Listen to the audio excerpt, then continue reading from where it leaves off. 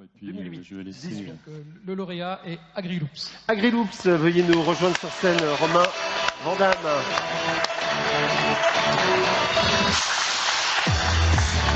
Agriloops, c'est un projet de production d'élevage de crevettes en aquaponie. Bonsoir Romain Vandamme, vous êtes un jeune ingénieur agro et donc vous voulez donc réaliser en Bretagne de l'élevage de grosses crevettes type gambas. Expliquez-nous un petit peu ce qu'est cette technique de l'aquaponie déjà.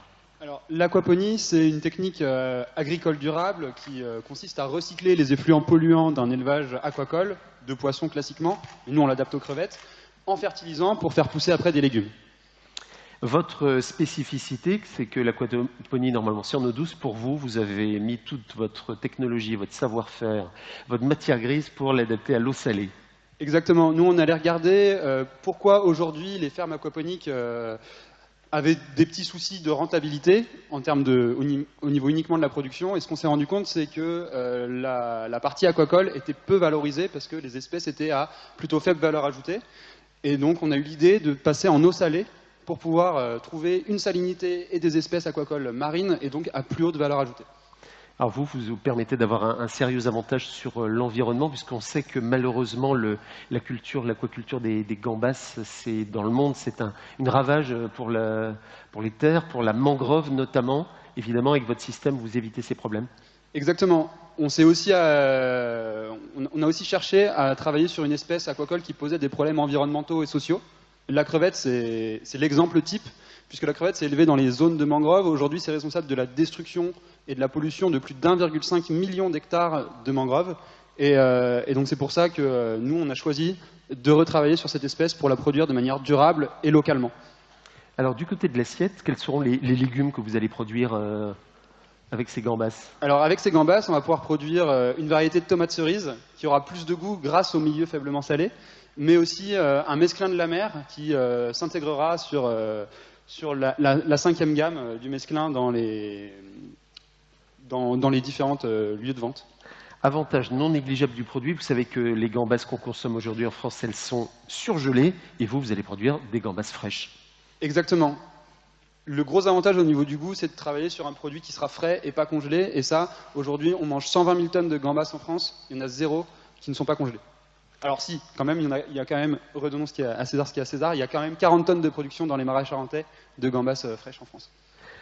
Aujourd'hui, votre concept fonctionne en laboratoire. Vous en êtes où? Le prototypage est fait? Où vous en êtes? Alors aujourd'hui, on a fait notre preuve de concept en laboratoire, exactement. On a fait plus d'1 an et demi de tests, ce qui nous a permis de déterminer la salinité à laquelle on travaille, le bon dimensionnement d'une unité par rapport à l'autre. Et aujourd'hui, pour appliquer tout ça sur une échelle quasi commerciale, on est en train de construire notre premier prototype qui sur 100 mètres carrés.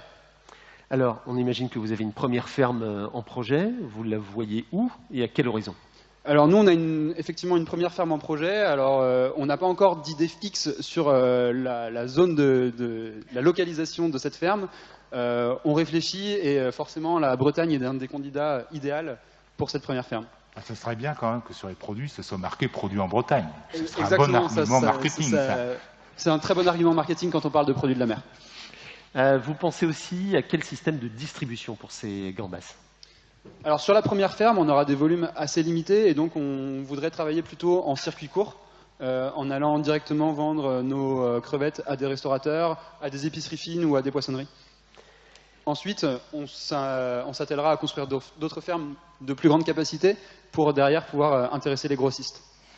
François Rouault, voilà un beau projet qui pourrait peut-être intéresser le territoire qui nous intéresse fortement de la métropole pour différentes raisons. D'abord parce que je crois que c'est un projet qui illustre bien les préoccupations qui sont les nôtres, c'est-à-dire à la convergence à la fois de l'entrepreneuriat, avec tout ce que ça veut dire. Vous avez parlé tout à l'heure du modèle économique aussi par rapport à votre projet, de l'innovation, elle est là, elle est présente, hein. C'est même parfois un petit peu compliqué. Moi j'ai été obligé de regarder un peu l'aquaponie pour les dulles, mais j'ai un petit peu compris de quoi il s'agissait.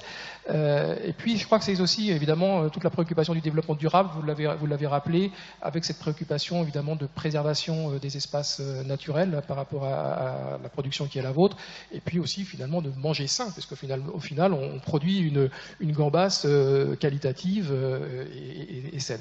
Donc tout ça, ce sont quand même des préoccupations très fortes en termes de développement économique pour notre territoire. Je crois aussi que c'est un projet qui illustre et qui témoigne de la diversité, de la richesse de l'économie et de l'écosystème brétilien, breton et métropolitain en l'occurrence, puisque vous avez des connexions assez fortes aussi avec l'Agrocampus.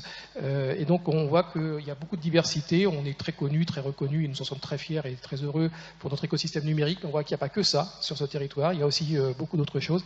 Et pour toutes ces raisons, nous on est très désireux que vous puissiez aussi continuer à implanter votre ferme sur ce territoire métropolitain, parce qu'il y a tous les circuits courts, il y a un bassin de consommation important, et ce que vous avez présenté nous intéresse beaucoup. En tout cas, félicitations pour votre projet. Merci beaucoup.